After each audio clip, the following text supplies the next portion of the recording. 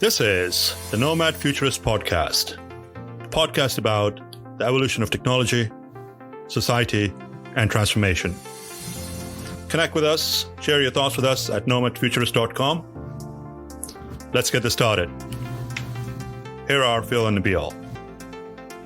Hello. This is Nabil Mahmood, your host of Nomad Futurist from Kona, Hawaii. This is Phil from Brooklyn, New York. And this is Amy Marks. I'm here in beautiful New Jersey.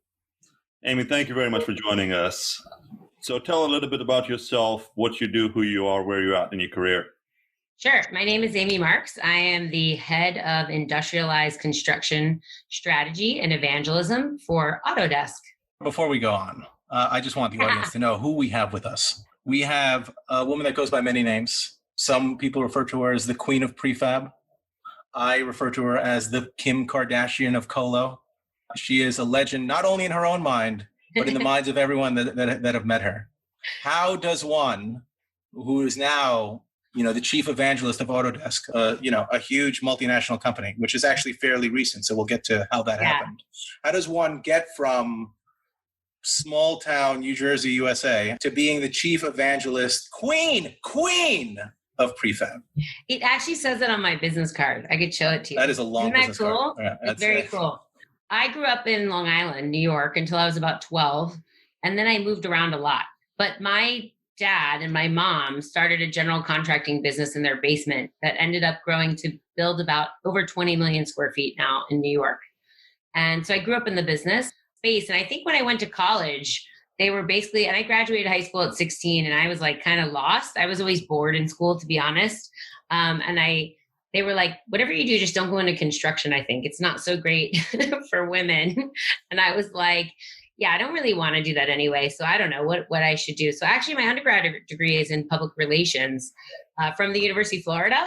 And like, I basically walked up and a bunch of girls one day said like, hey, you look really fit. You should play rugby with us. And I was like, let's play rugby. I don't know even what that is. And so I taught scuba and I played rugby. And I was in like the top public relations college in the country. And all these women would walk in all pretty with like suits on to class. So I always said like I was either dirty or wet and walked into class. And I just like didn't fit in at all. I was younger, I was dirty, wet. And I was like, I looked like a misfit in every course like that I ever walked in the door for, to be honest. And I wasn't that great at going to class. I was like that girl that like read the book and took the test and got an A and really made everyone mad. That was my MO. But I did have a lot of fun at the University of Florida, honestly. And then, I think as time goes on, like I did a couple of cool jobs like on the way. So I did something like, partnership marketing for Bertelsmann at one point. I actually had an advertising sales job that I went door to door, like they used to drop me in different towns to sell ads. And I read lots of books like Spin Selling. And I would walk out with like $1 million worth of contracts. And I think I made no money, but on my commission, I was like making, high six figures. I was doing pretty well at sales. And then really my dad needed some help back at his construction company. And I went back to help him and realized like, wow, nothing's changed like since I was a kid. And I came here and everything kind of looks exactly the same. And I worked with him. He's a really smart man, very difficult, to be honest. I think that's where I always say I look shy and quiet compared to him, for those people that really knew him in the space. And then in reality, I saw an opportunity to buy a modular steel and concrete manufacturer that did things like embassies and telecommunications buildings and data centers. And I was a small minority partner in that and bought a company back in the day called Coleman. And then 10 years ago, more than 10 years ago now, left to start my own consultancy business that was just going to focus on large scale adoption of prefabrication, working with really big clients, mostly tech focused clients. And like maybe like halfway into that 10 years, a lot of my old clients started coming back and they were like, we need you to build these data centers, these little small subsea cable landing stations and data centers that no one else could really do. So we were like, all right, whatever, we're going to get back into the building business. So we had two parts of our business at XSite, one building these prefabricated small data centers that no one else wanted to do or could do, and also consulting. I like to think I was like at the top of the food chain working with owners, and then like at the very, very bottom of the food chain. And I always say like I just never remembered how to change my conversation because I'm sort of always authentic. So I was the same person whether I was talking like the CEO or like those guys that had just honestly crawled out of the primordial ooze. I couldn't change my language. So that's really how I got to where I was at XSite. What a fascinating story. You know, I think like the goal of our podcast initially was to try to find people that like had like winding roads to get to the world of critical infrastructure. And in some cases, we've accomplished our task. You know, everyone has a different way they've gotten here because this is a fairly new industry in general, in the grand scheme of things. But your story is kind of perfect. It's kind of exactly what we're looking for, because I can't imagine playing rugby in the University of Florida while going to school for PR. Like if you could talk to yourself at that point and say, you're going to be in the critical infrastructure business. You're going to be on panel after panel after panel with these thought leaders in subsea cabling, and it's going to be you and like Gil Santalese going at it on some conversation about whatever. So it's just that blend of just bubbly, marketing-y stuff and being able to apply that to a world that you would think would be closed off because it's only, guys in lab coats and whatnot, I think is fascinating, as you can tell by just the cadence of how I'm speaking. So I'll slow down. No, I mean, it is like crazy, right? So I like to say that like the world has changed and like my parents were wrong, but they weren't wrong. I mean, I still feel like I look around at these events and it's like, there are 5 women, like it's easy to pick me out. I always say I'm the blonde in high heels. Just look around. I'll be like, I look like myself and maybe like, one other person there, maybe, which funny enough, I just never let it bother me in the sense that I always use it to my advantage. Like I always said, listen, all you guys in suits look alike. All you guys in polo shirts look alike. There's only one of me. And they always knew who I was because I wasn't shy and I spoke my mind. And I always said, like, you didn't have to like me, but a lot of people still listen because what I said was true. So, the truth, like they always say, it's sort of the harder the truth to tell, the truer the friend that tells it. And I don't say things to be controversial. I actually I'm the part that people don't know about me. I'm sort of like 2 sides of the same coin. Like that rugby player, tough girl, like I played rugby for almost 15 years. And I think that's why men in the industry are always like, man, that girl goes toe to toe. She is not afraid. I'm like, why would I be afraid? Actually, after I played at the University of Florida for women's rugby, I went and moved to Miami and there was only a men's team down there. So I actually played for a men's team. I played rugby down for a men's. I was on like the C side, like, of course, I wasn't like on the A side, but I was like, I don't care. I'm going to go toe to toe with those guys. If that's the only way I can play, I'm going to play. My daughter plays for an all boys U12 rugby team right now that's tackle. The apple does not fall far from the tree. I'm saying she didn't want to play for many years. And then I was like, hey, it's tackle this year. She's like, I'm in. And I was like, ooh, I know where you get that from. So, yeah, I mean, look, at the end of the day, I'm not going to lie and sugarcoat things and say like it's easy and being a woman in any of these spaces. It's not. It's hard. I mean, like last week, some guy actually said to me, you're so aggressive with me. And I was like, wait a minute. Dog whistle. I'm like, oh, I know. I was like, beep. I was like, hold on a second. Let's just stop the meeting. You haven't seen aggressive yet. Thanks for reminding me. Like, actually, I thought I was being on my best behavior. That's like actually the funnier part. And he wasn't older than me, funny enough. He was younger. And I know the leadership of the organization he came from. And I was like, listen, luckily enough, this is crazier. There were 3 younger women on the call with me and him. And I said, I don't know if anyone's taught you this, but there's this word called microaggression. Like, first of all, don't mansplain to me what my business is. And I was like, secondly, you can't say those things anymore. And there's 3 women on the phone. Funny enough, he excused himself off the call and wrote apologies apparently to those women, not to me. But I said, to the women on there, you have to ask yourself, do you think he would have excused himself off the call if we were 3 men and me on the call? No, he would have just pummeled me. Right. So I was like, it's not easy. It's still not easy. And I remember I had you in like a board meeting. I think it was an OpenIX board meeting that we had in my data center, if you remember. And I remember the first thing out of your mouth, and I was just the host. I wasn't even a member of that thing. The first thing out of your mouth was like, look, I have one rule. Women cannot take notes at my meetings. That was the one rule. And then I started taking notes, even though I wasn't part of it, because I was like, okay, no, don't take any meetings. My God, don't take any notes. Don't, please. I know. I'm like, why is the woman always the scribe and she never gets to like talk at the end? I'm like, I just tell everybody, I'm like, women will not be the scribe. Now, maybe it's like shifted a little bit to one direction, but like for years have said, I'm like, I'm not. Don't woman-splain to me, Amy. I know. There are two words that I think perfectly capture what you're saying. One of them is a theme across a lot of our podcasts, which is confidence. I mean, you have to have confidence in both what you know and what you don't know, and you can't be afraid to show that, right? And the other is, and this, you cannot train this, authenticity.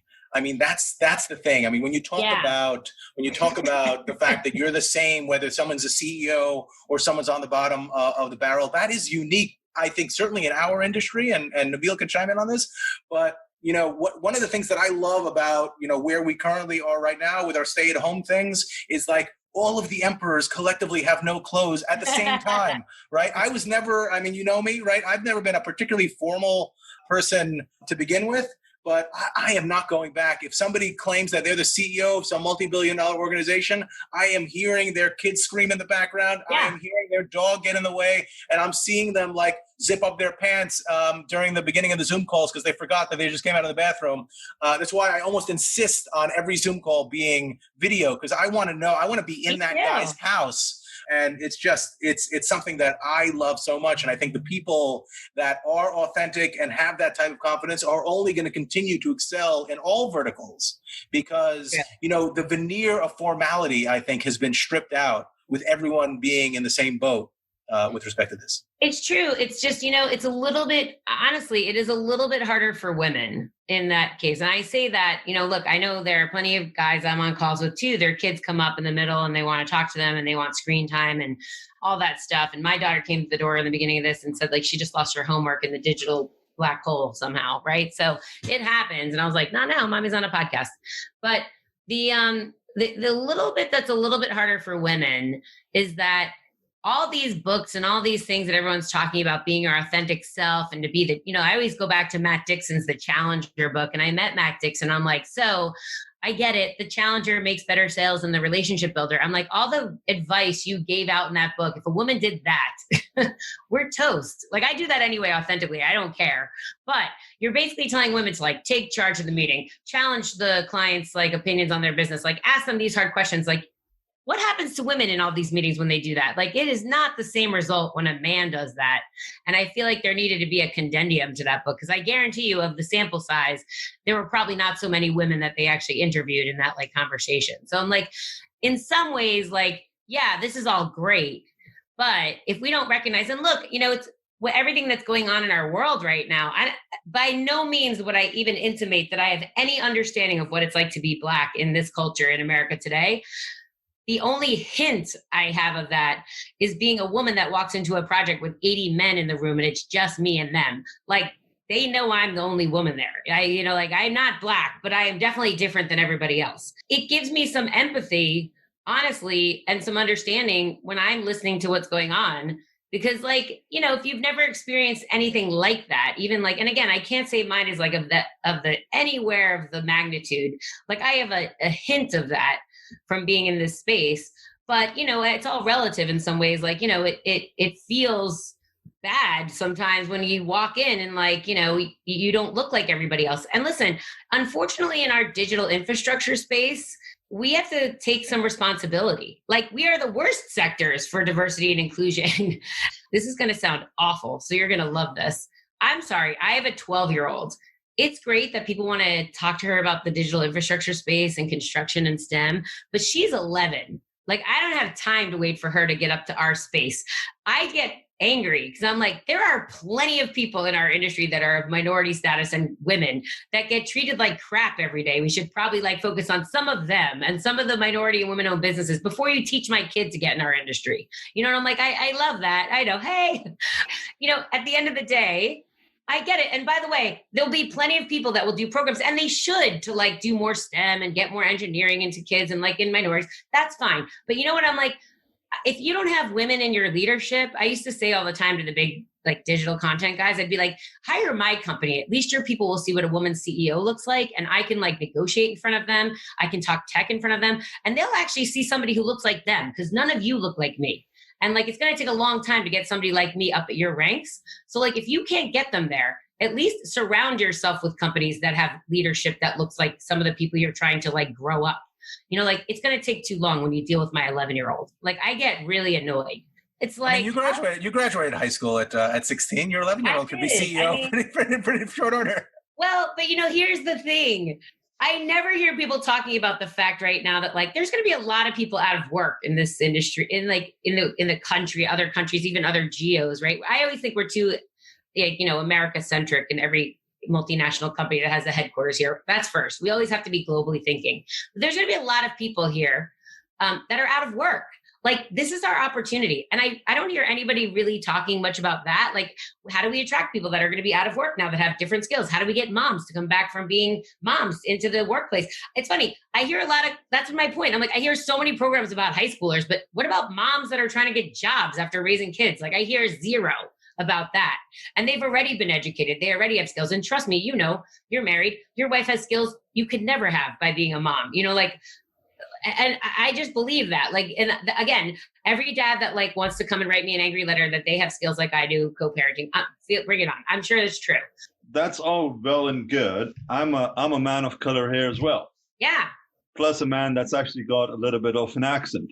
So that doesn't help the cause either. But yeah. I believe, and I want you to share your thoughts as it entails to it being just an American issue and a cultural issue versus racism and sexism by definition. I don't believe racism and sexism are taught, and they are by definition. It's very culturally driven. Oh, culture, you know, as they say, eat strategy for lunch. Like, I don't think you have to teach racism. I think it just permeates through your culture, and then racism begets racism. Like, I hate to say it like that, but it's also not an American thing. And believe me, I go to plenty of countries where like they have me there as a speaker or as I'm working there with some, you know, C-suite executives, and they love bringing in their assistants to meet me because they're all women in some of those countries, and they don't know who else to like introduce me to. There's no one to talk to. And I'm sure if I were of color, they would do the same thing. And I think in America, we tend to think like, you know, colored like skin versus non-colored skin. I don't mean it in that way, like the word that it sounds like, but it's like they have made you uncomfortable there. It's an uncomfortable topic, right? I'm fine. I wouldn't say so. It is what it is. I'm a brown man, and I'm proud to be brown. I believe in the world culture, not even really just the American culture. So I think we have to just be. First, you have to talk about it, right? So interestingly enough, we had a listening session at Autodesk where we had Black American and also Black people from other countries coming and talking about their stories about racism that they've encountered. We all just listened. It was not interactive. It was a listening session. And it was fantastic to hear, just to really soak it in, somebody else's experience, because we rarely get a chance to just listen like that. I thought it was very good. I thought it was really helpful. And I walked away, and actually Andrew, our CEO, said, like, what's the one thing you can do, whatever that is?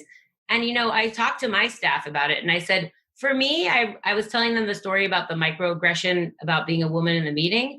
And I said, like, I'm going to continue to speak out and show others it's okay to speak out when somebody has done something and wronged you, even if it's small, you know, and I'm going to do that not just for myself, but I've always been, as you know, like in the industry, I've been a big talker about diversity and inclusion, diversity of thought, you know, diversity of color and background and everything. Like for me, I always say I'm not a feminist, I'm a capitalist. Like I think diversity of thought is what actually gets us better product. So it's not that I want to see a woman just because she's a woman. I just want to see diversity of thought. So the one thing I'm going to keep doing is keep speaking out. I just don't, for me, I'm brave enough, and I don't feel like I'm going to ever get enough, like backlash doesn't, as my own company ownership touched me somewhat. You know, it's hard to run a company as a woman-owned company, but I don't care. I'm going to keep speaking out and give other people, I hope, and somebody to look at that they should also speak out too when it happens to them, because it happens every day. I mean, I think, look, companies are run by people, and I think inherently people are creatures of comfort. So it just becomes, a self-fulfilling prophecy, right? You do things, you hire people in the same way you've always hired people in the past, in large parts based on physically where you're based, which might have, its own, diversity constraints. And I think a lot of the experience that we're seeing now is we're no longer, this trend has gone on, but we're no longer really tethered to a physical location anymore, right? So I think one of the inherent benefits of, whatever you want to call it, the new normal or whatever, is that because, remote work or work from anywhere, whatever you want to call it, it's certainly the norm now. I think it'll continue to be, more prevalent even after COVID-19 goes away or whatever. It just opens up all of these windows where expertise is going to be valued, productivity is going to be valued more than, simply who can commute to the office more regularly. Exactly. I mean, look, at the end of the day, I used to use this expression. I probably haven't said it in a while, but that whole pale, male, and stale conversation of being like older, over 55, white, and male in leadership, I noticed that number has creeped up as you age. I'm 49, so I moved it up to 55 now. Here's the funny thing about it. And Nabil, I say this to you, I'm like, I would say something different if we were all in leadership and we were under 30 and we were all Latina women. I would say some other phrase. But the fact of the matter is we're not. So I have nothing against older white men that are in leadership. I don't. It's not like I'm racist against even just them, because they get very upset when I've said that phrase. And I'm not saying that either. I'm just saying, it's not good to be homogeneous of any one type anywhere making decisions. We were at a show, you were at this show, I think, in Monaco last year. We did an entire day about 5G. The only maps on the screen were of the US. Every man that was up there, with the exception of one, was from the US, and they were white. I'm sorry. And the kicker of it was, we were talking about the fact that this is going to be hard to solve, and we're going to have to really collaborate, and we're going to have to figure all this out. And I was like, and I stood up at the end and said, if that's true, and you get all the people that I saw speaking today in one room, you're all going to say the same thing, because you're all the same person in reality. You're all from the same background, same, if you're looking for collaboration, you kind of might, the guys from Africa right behind me all day that you showed the US map to, you could ask their opinion. It might be different. So that's my only thing. Again, if we were all if you're in China and you've got a whole homogeneous, leadership of one kind of person, it doesn't really matter what it is. You just need different people to have different perspectives, right? So that's my point about it. Absolutely. I think it's a mindset change as well, whereby cultures, religions, everybody needs to develop that level of confidence to come out and speak openly and not be afraid. I'm a proud American, but I believe we've actually created a fear factor, and we've lost our voice in the last, several decades. Yes. Changing gears, staying in our industry, just for this particular podcast. You mentioned a lot about it being harder for women. This is relatively new when you compare it to the other verticals. The data center industry, the technology industry, is only 3 decades old. How about construction? We're not that young.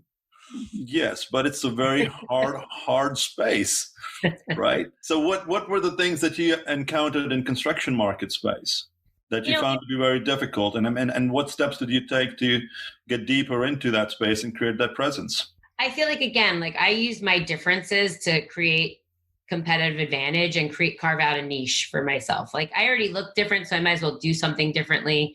And I think that really helped me. I was already, kind of elevated to some different plane. So why not take advantage of that?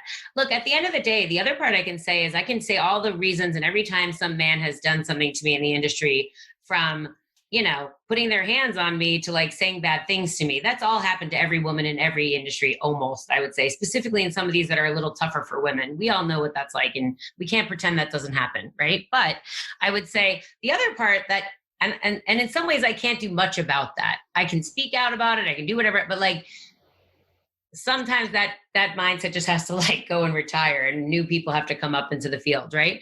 So what I can say, and what I feel I have the most to change, is how women actually treat other women in this space, right? Because we've all experienced that. And instead of actually, we see each other, and sometimes we do one of two things. We either act as if it's a respite to like be with somebody else that's like us. And we never talk about work, and we like kind of like, whew, I say I take my high heels off and, take off my Spanx at that point. It's like we like breathe a little easier, right? Like, and we don't really talk about work. Or the other thing that happens is we basically like lock horns with somebody that, we think is like, we're territorial because there's only be one spot for the one woman that could be in this one place, even though there's like 99 other men that are surrounding us.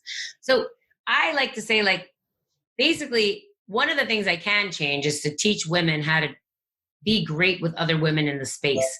And when we've done that in some of our, women in tech and women in subsea and, a lot of the women's groups in construction, when we treat each other better and we use that time with each other to use our contacts and our knowledge as capital with each other, the same way men do, we are so much more powerful than we could ever be. And we're encouraged and we feel good about it. And so I feel like that's a part that we could change. And we have our own control over that, right? Because we are all women, that we could.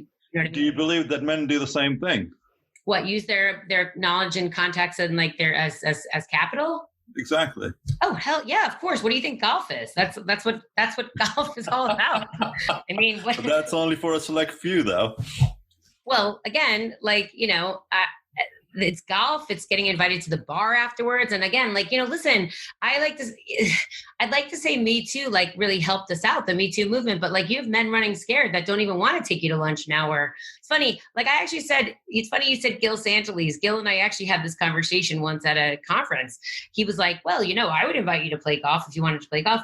And I was like, listen, it's not that I really am dying to play golf with you guys, although I can play golf and I'm fun to play golf with. I'm the girl that brings like cigars and like a flask. I'm super fun. You're not supposed to tackle at golf, Amy.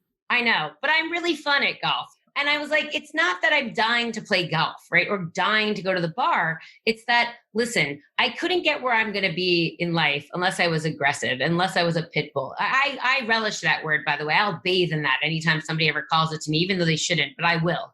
Because I couldn't be a mouse and get where I am. Like that, like that's obvious. Even one of my guys said that one day to one of my clients. I told him, man, your boss is a pushy broad. And he was like, what do you expect her to be? She's got to deal with guys like you that call her a pushy broad. Like that's why she is a pushy broad. So I said, like, look, I'm not dying to play golf, but like knowing that I'm trying to get ahead in this industry, which is my job, I only get so much time face to face with you. So you only get to see the pit bull that's trying to sell to you, trying to like change you, trying to do whatever. You don't get to see, and this is me of two sides of the coin. I'm actually like really sweet to hang out with and fun and like nice. And like, I would get a lot more social capital with you when I have to be the pit bull, that you would understand me as a person better. And we don't get that opportunity as women often because men don't want to really hang out with us that much. Well, it's not, I don't believe it's that. So I personally believe in equality. I don't care the culture, color, religion, race, sex. It doesn't really matter. It's irrelevant. But all these movements and rights and so on and so forth have actually potentially put men at risk even to have a conversation with a woman. Well, it's a bloody HR nightmare to have a conversation difficult. And be open and say, hey, would you want to hang out? Would you want to go play golf? Now, Phil, would you love to play golf with me? It's like the answer is yes. Okay, we work together, Amy. That's a very difficult conversation to have because it could be perceived in a wrong context. I think there's let me say before we get to that, they don't allow Jews on golf courses. Are you crazy? I think it's, there's a difference between equality. I'm trying to remember what Dr. Robert Livingston says. You also have to adapt, and then there's equality, right? It's like equality if you, like, I think he has a picture actually of people trying to look over a fence, and we should all have the opportunity to look over the fence. And one person gets to stand on a stool to make it equal because they're just not that tall. There's a difference like between those two concepts, right? Equality would be like, too bad, you just get to step up to the fence and what you see, you see. Then there's, equality with making some adaptations that makes everybody equal. That's what we don't have. Like we don't have people that honestly like that write job descriptions that don't, exclude minorities that, it's proven like when they whitewash their resumes, they get more opportunity. When they whitewash their, applications for housing, they get more opportunities. That's true. And so we can't just say like equal, everybody's got to fight for themselves. We've actually got to make things Level the playing field. Level the playing field. Thank you. I was losing the word. We have to level the playing field a little bit. And that means just sometimes being more aware that things can't be the way they've always been. You can't write a job description that excludes minorities or women subtly without actually writing that. You know what I mean? Like there's now algorithms you can put all of your job descriptions through to make sure that you haven't done that. And we need to invest in tech more like that and teach that so that we don't do it inadvertently. Absolutely. But it's also a cultural change as well, whereby you've got to put men at a little bit of a confidence level as well to have the same conversation that you will have with another man.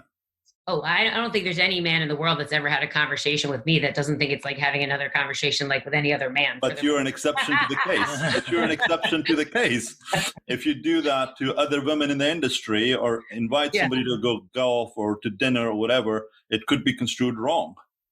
I know. I think the way that you get past that is just saying what you just said. Like, I would really like to go to golf with you. I'm like not that great at like communicating with members of the opposite sex. Like, can we just like, let's go play golf? And if there's something I had a guy actually say to me this week, like after this stuff went on, he said, I don't ever want to be that guy, Amy. And I said, just the fact that you're telling me that and like, you're asking me if you've ever done anything like that makes you not that guy. Just so you know, like I now know that he's never going to be that guy because he's smart enough to ask me, how do I not be that guy?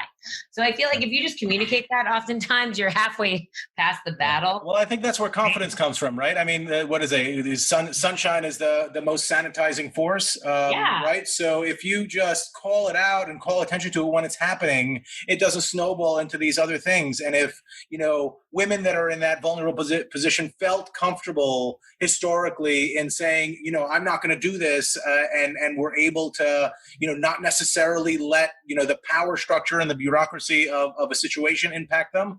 Right. But I have to agree with you and shy away a little bit from this idea that I mind that men are being knocked off the pedestal a little bit. I think it'll even out. But yes, I think it's fine for men to be scared for a little bit. They've spent plenty of time not being scared. They can be scared a little bit before we just get to a more, let's call it, what do the kids call it these days? Wokeness. It's funny. I was sitting at a conference last year and I was at like a little table. They were doing a facilitated session and one of the big content providers, a bigwig, was there at our table. And he actually said, I don't want to call him out because we're friends. And he said, while we're talking all about this, we don't want to go too far. Like, we don't want you as women and minorities to feel like you only got here working for us because we've gone too far. And like, it was sort of like affirmative action. And I was like, trust me, you're not even close to that. When you get close to that, I'll raise up my hand. And I was like, wow, do you actually think you're even like, and by the way, this is a company that just started their supply chain diversity program like 2 years ago. I'm like, trust me, you're not even close to going that far yet. So it's like, really? Like, and by the way, the person that said it was not a white man. So I found that to be even more interesting. You know what I love about that story? What I love about that story is you're not going to call him out, but if he listens to the podcast, he'll know who it is. So that part of it, he knows who it is. We've had that conversation. You know who you are out there. You know who you are. Look, at the end of the day, I will tell you, like in the subsea space, speaking out wasn't always helpful. Like if I would be lying if I said I didn't lose business because I spoke out. That you have to know. Nigel is very sensitive. He's amazing. He's actually he was one of my biggest supporters actually in the space. And like he was great, to be honest. But like I've had other guys that I'm not kidding. Like we lost a job one year. We did a job just like it a block away the year before very successfully. And we lost the next job and we lost it to another company. And I said, well, can you give us some feedback? And behind the scenes, one of the higher up said to me, our team said, Amy Marks was very aggressive. And I was like, damn straight, I'm aggressive. You want that building to be in that foreign country. Like, I'm going to be aggressive for you. Like, you do realize that. And I thought, what a terrible reason to lose a job. That they cited that the CEO was very aggressive. Funny enough, I thought I was actually on my best behavior in that meeting and that other people were very aggressive and I wasn't. But I was like, hey, like, don't you want, and that's like sort of the whole lean in thing. Like I have a love-hate relationship with the whole like lean in, tell people, well, I'm aggressive for you as your advocate now. I'm like, I kind of like, but here's the worst part about it. That stuff works. Like, it's like, I wish it didn't, but it does. And so it's like, you have to like negotiate with your own authentic self, how willing you are to like, not be your authentic self to like, listen, how many times in a meeting can I say, I'm sure you've thought of this before. But like, we're all taught as women to say these things that are absolutely ridiculous. And instead, what we should be teaching ourselves is that when a woman says something in a meeting, which this just happened last week in this industry, and a woman said a great idea, and like 5 minutes later, somebody else said it, and they were like, what a great idea. And then I said, yes, I'm glad you guys have consensus that, so-and-so, this woman mentioned it 5 minutes ago. Fantastic. And I went, so-and-so, what a great idea from 5 minutes ago. That's what we should be teaching women to do.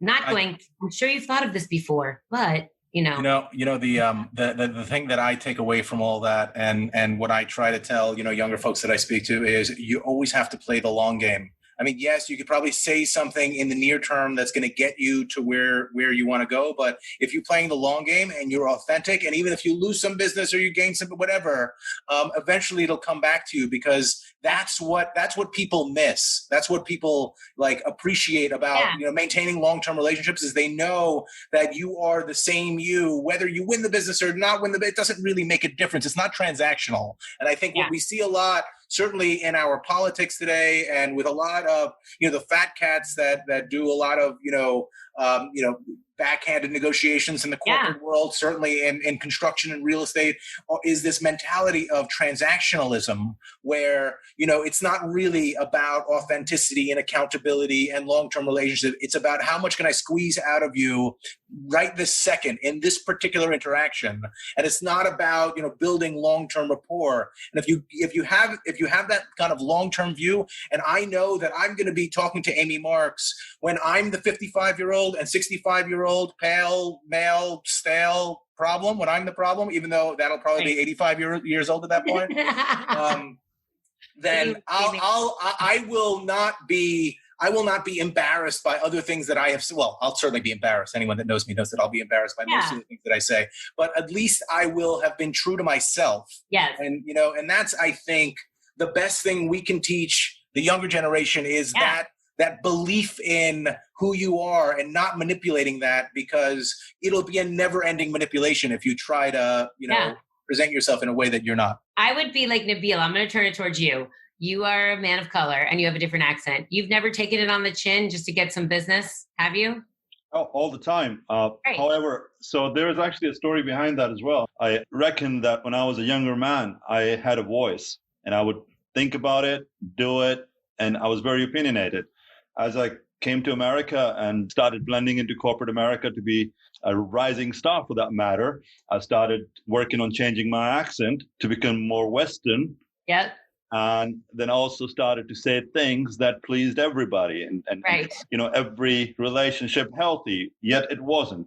And here 4 years ago, I basically flatlined and put myself in a position where I experienced death. Yeah. It's funny, when I went to Autodesk to move over to come out of the industry now, the reason I did that is I was really a little tired, to be honest, of like fighting the good fight as a small certified woman-owned company. That's the truth. And I also felt like I could do more for the industry to raise up the level of productivity and industry sustainability with a bigger platform and a bigger voice at a bigger company. However, before I went there, I sat down with the CEO, Andrew, and he would tell you this. In the first conversation I ever had with him, I started out and he said, why Autodesk? You could go anywhere. And I said, I don't know if it is yet, but save me the trouble of the rest of this next couple of days if I cannot be my authentic self at this company. Because if I can't, you and I will shake hands right now and I will like walk out and it'll be friends and it'll be great. But I'm telling you now that I have no ability anymore not to be my authentic self. And if you don't want that, I can't come work here. And he said, no, we welcome that. And we want authentic people. We want different viewpoints. We are looking for diversity in thought. So like if on that note, we're all good. And I was like, it's one thing to hear that. And then I recognized, wow, all these things about what they said in my interview about being authentic and having a different point of view and wanting to like help because really the big secret about me is I'm like a pit bull, but in reality, I want to help the world, like it be better. And so it comes from a good place. It's actually just not controversy for controversy's sake. I want to make a more sustainable industry and planet. And I want, people to have great jobs and I want to see our industry survive. But I got really in deep, really quick with the culture of that company to see behind the scenes of what was real. luckily I practice gratitude every day now. Look, I fight the good fight every single day as a small woman-owned business for a long time. And then like seeing that there are good people out there are good companies out there. I'm sure there are others outside of Autodesk. I've seen a lot of great stories of what's happening now. I feel like I don't want to go back to normal. Like you said, I'm ready to move on to what's next, which is better than normal. I don't want to do anything but be my authentic self. I don't want to listen, I don't want to be in any other space that doesn't look like me or speak to me or, anyone that I work with or, it's like those days are over. Absolutely. And I reckon that pit bulls are aggressive yet very faithful and loving. I'm saying that's the part, they're the mushies on the couch that you like to pet and squish with you. That's sort of me. I'm like a pit bull that looks like a good house pet. You know what I mean? That's me. I'm going to suggest that people that meet Amy at conferences, if that ever happens again, do not try to pet her or anything. No, do not try to pet me. All right, let's pivot, change the conversation to COVID-19. Where we're at, what are your experiences and what implications do you see? It's interesting. I think we have a really great opportunity to reset in a lot of ways, aside from working collaboratively. Talk about timing. A company that changed to a SaaS organization, a SaaS company 2 years ago, and focused their efforts on online collaboration software. My friends were like, what do you have, a crystal ball? You've been there for 3 weeks and COVID happens. And I was like, yeah, but thank you. I think every good deed I ever did, kind of came back in karma at this point. But there's all this money that's about to be spent in lots of different countries on rebuilding economies and infrastructure and things like that. And I really think if we are smart as a world, we will attach some caveats to that money, right? You can't just give out that money and do the same thing we've done that makes us not resilient and not resistant to things that are happening out there in the world that are going to continue to happen because that's just what's going to be, right? So that money needs to be attached to things first of all, we have to expand the definition of critical infrastructure. It has to include digital infrastructure. It has to include healthcare infrastructure, telecom infrastructure. It cannot just be about potholes and utilities. It can't be, right? So you have to expand the definition. And then anyone that's winning any work around that, we have to make sure first that they're digitized, right? The days of paper are over. They have to be digitized. They have to have an ability to collaborate in the cloud if possible, because we all know that on-prem in some ways is at risk. And so we have to be able to collaborate in the cloud, and we need to rebuild some of these things using innovations like industrialized construction, right? Where we're going to create factories where you get better working environments. We're not outdoors. You're going to get a more diverse work population in some of those factories, and they're more innovative. We could do more with less if we just invest in that instead of just throwing money out wildly. To me, we should be throwing out money with strict caveats, and most of the countries are putting out guidelines like that. Amy, how are you seeing the old guard migrating with this high hockey stick effect that we've actually seen in this COVID-19 era? Is the old guard ready to move on with what they did in the past to handing the reins off to the millennials and the Gen Zs? I mean, in some ways, I think they are forcefully cleansed out of their disbelief. If you did not prepare for this, it took you by surprise and you realized and that's what I'm saying. If you were a construction company, you were not on the cloud and you had to go into your office because everything you had was on-prem or God forbid on paper, you will probably not be in business after this. It will be tough for you to come back from this. So right. I think there'll be a cleansing of sorts. I was talking to a client yesterday. They still manage everything on paper and they still use Excel spreadsheets to mine all the data. That's crazy, right? I think about that and I go, what? But it's all about the data, right? So even in construction, design and construction, one of my biggest challenges and what we're working on now, especially at Autodesk, is moving construction and manufacturing and operations, all that information, all that data you need up into design, right? Because we own the design platform of AutoCAD and Revit. We own the Autodesk Construction Cloud, the construction platform, and we own a lot of the manufacturing software and operations software like PLM and things like that and Inventor. So it's okay, you own all these amazing products that are connected functionally through things like BIM 360, but we've got to be able to move that data, that functional data through our product portfolio and start being predictive about things with our data, letting clients have causation for our data, letting them know when they're designing things, what it is by giving them options like we have of generative design and things like digital twin. And so it's like, I looked across and I was like, hey, I realized even in my space that I was in, it really is going to be all about the data. And in order to have data that functions well, it needs a framework to function within, right? And it needs, like, the greatest part about Autodesk is I feel like I don't have to sell people software. They already use it, already. Like, everybody uses it. So I just have to really work with them on their process on how to connect this data and how to do it in the best format with the best thinking and the best culture so that we start building things more productively, right?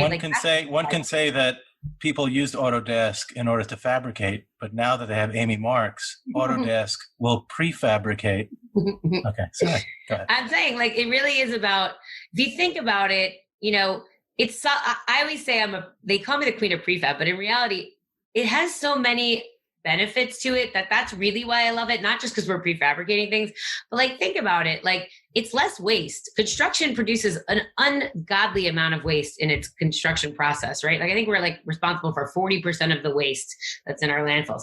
It solves for that. We can pre-cut, pre-drill, or like everything. Like, we don't have to have that much waste. We don't have to have, we can have skilled labor at the point in which they're doing something in a factory. So industrialized construction actually doesn't mean prefab. It means the application of manufacturing techniques to the built environment, both design, construction, and operate, right? Like, so the cool part about what I'm doing now is that I really feel like I used to teach a great process and change in behavior and thinking, but now I have that attached to the most powerful tech stack in the world that allows for the functional, data to flow across it. So if there are any kids today that just graduated from the marketing program at the University of Florida, and played rugby, and played rugby, I think you guys are 60% of the way there to becoming the next prefab queen. Do you know what I say to all those kids? Honestly, like, it's not about what job you get next or the next job or the next job. In some ways, focus on the skills that you want to acquire. Because if you focus on jobs, you typically get caught in a lane, but you don't necessarily get the skills you want for what you want to be when you grow up. And like, most times you don't really know what you want to be when you grow up, unless you're like, I want to be an orthodontist. That would have been easier for me if I knew. I didn't know I wanted to do this thing that didn't exist. By the way, prefab consultant, when I started, wasn't a thing. It didn't even exist. I was like, I just want to be where no one else is. If you think about what you want to be and you think about what skill set that takes, I've been telling all my friends now, when they write their resumes, write about what skills you have, what skills you want to gain, and also the culture of the organization that you're trying to be a part of, instead of what job title you want, instead of where you want to be, because that's more important in your journey than anything else. I mean, I've had some weird jobs over the years that I'm like, that was the best job ever I had, because now I can do this, and I never would have thought about it, later. Don't go where the puck is, go where the puck's going to be. I'm great at understanding where the puck's going. That's all from rugby. I was not fond of running all over the place. Like, is there a puck in rugby? I can really no. I'm using a hockey now. I was using hockey, but like in rugby, it's all about, for me, it was all about the angles, right? I'm like, I'm going to go the shortest distance possible to get what I want. And I feel like it's also a game where you have to like have a strategic overview of the whole field to understand like how to win. So like, one thing about me is I just know how to win and what I want, where the puck is going or where the ball's going to be, or any of those analogies you use in sports. And that's more important. And in some ways, I think Autodesk recognizes, and I love being there, because they recognize that somebody who actually never built software understands better than anybody else probably where that puck's going to be. Because programmers are not the people that use the software 100% of the time. Right? So they're never who better than someone that uses the software, right? Right. I mean, that's the funny thing is, the good news is that Autodesk, I'm not the only one. I mean, that's good. I used to think, look, when you lead teams, one of the things you tell yourself is that people are irreplaceable, right? I had a great team, and most of my guys worked for me for 15 years. And like, I've had my eyes open. There are a lot of amazing people out there in the world that do a lot of amazing things. And going to a big organization after being in lots of small organizations for the last 20 years has allowed me to be like, wow, there's a lot of really smart industry people that are going to be like, I would have never guessed they're all here. And the more you speak out and put sunshine on your own thoughts, the more they are magnetically attracted to you, right? So that whole sunshine concept. Absolutely. I believe this can go on forever. We should have a series of the Amy Marks podcasts. You know why I love being on the show? Because like, I always say, like, it's such a blessing to talk to like smart people you said it in the beginning. Smart people are people that say they know what they know and they'll go toe to toe on it with anybody. But they're also okay saying like, I don't know anything about that. Like I can learn about it. I can hire somebody for it. I can talk to people. But if like, I'm the first one to raise up my hand and be like, I don't know anything about this, but teach me. And I can apply what I know to it, but I don't. Well, it's also why one of the best skills is being able to explain, right? I mean, it's one thing for like the standard geek, the SNL geek that was played by Jimmy Fallon was like, move, get out of the way, let me do it. But it's that old, you can lead a horse to water, but you need to drink or whatever that metaphor is. Yeah, we all want to learn. I mean, like, listen, the funny part is all these bad behaviors that we see. I don't want to create a world that is there to protect us from every tiny exception. I truly, like, maybe this is the Pollyanna side of me that most people don't know. Like, I actually think most people show up every day to work and they're like, I want to do a good job today. Like, I think they do. And it's our responsibility as managers to create a place that is good for them to work at, where they feel valued and they understand the definition of what good is and what success looks like and what they're supposed to do. And then we give them training and tools and that their job is well processed. Like, honestly, like, I'm much nicer than most people make me out to be in the world. We now know you're a really nice person. I know. Don't tell anybody. It's kind of a secret. I like when they're afraid. I actually think it's easier. Look, at the end of the day, I love what you're promoting here, which is to be your authentic self and like to humanize, especially people like me, but to really get behind and know what drives people, because that's like, look, this is the equivalent of you getting to play golf with me for 8 hours. Right. I should just like pass the podcast to everyone that wants to play golf. And my God, I mean, Nabil might have excelled at it, but my God, it would have been an embarrassing show for me if we were on the golf course. I don't think I can handle 8 hours of golfing, but this is certainly great. Being a rugby player, going to college for marketing and public relationships, having exposure and construction to data centers. Yes. And technology. Yeah. What would you do different if you were queen for a day? Well, I'm queen every day, but I've like, it's been a tough road. I won't say it was easy, and I'm not proud of certain choices that I've made. Like you said, you've taken it on the chin before. I've taken it on the chin before. Like we've all taken it on the chin at some point in our life where we were less confident or we needed to take it on the chin for whatever reason. I wish I had taken it less on the chin sometimes. And probably like, I don't know, the one thing I might change is I think sometimes when it's like you against the world, you think the world is everyone. And like sometimes, like one of my really good women friends in the industry said, you're so nice to women in this space. Like you practice everything you preach. She's like, sometimes you're a little hard on the men. Like there are good men out there, like, that are not like part of the war against, women and minorities. And I'm like, I know. And like that was a long time ago. And she was right. And I realized like, you know what, I have to be a little bit more open that every conversation is not that, even though they may look like pale male and style, they might not be pale male and style. And so like we have our own, thoughts to get over, even as champions of diversity and inclusion, right? So I try to be a little bit more open now and a little softer. I hate that phrasing. I probably regret maybe not giving people so much of a chance that I could have given a better chance. If I was really honest with myself and pointed the finger at myself, I would say I could have given a better chance to some people that were probably on my side. What would you tell the younger Amy Marks if you were to do it all over again? I like, she's impossible to talk to. No. Well, you have one. You have one in your house. So can we bring in the 11-year-old and bestow on her the wisdom that only a mother who has experienced it can? I don't know. I would say to my younger self, like, don't be so hard on yourself. And I always say one of the things about carrying a big bat, if you're like one of those guys that carries a big bat in life, like I always did, the person you use it most on is yourself. And it's like, when you do something wrong, I'm like my worst enemy and I could really beat myself up. So I would probably say like, you're going to make mistakes. Like just quickly get over it. Don't beat yourself up and just move on. You'll be so much better. Because that was a recurring theme. Like how much more capacity would they have in their brain every day if they didn't have to be so defensive or think what they said or how they spoke or how they sat or what they did? Or, it's like, I just want to tell myself, like, let it go. Like, let it all go. Be your authentic self, free up some brain space capacity, and surround yourself with amazing people because you'll just get that much further. My daughter was right. Elsa was right. Let it go. Damn it. I know.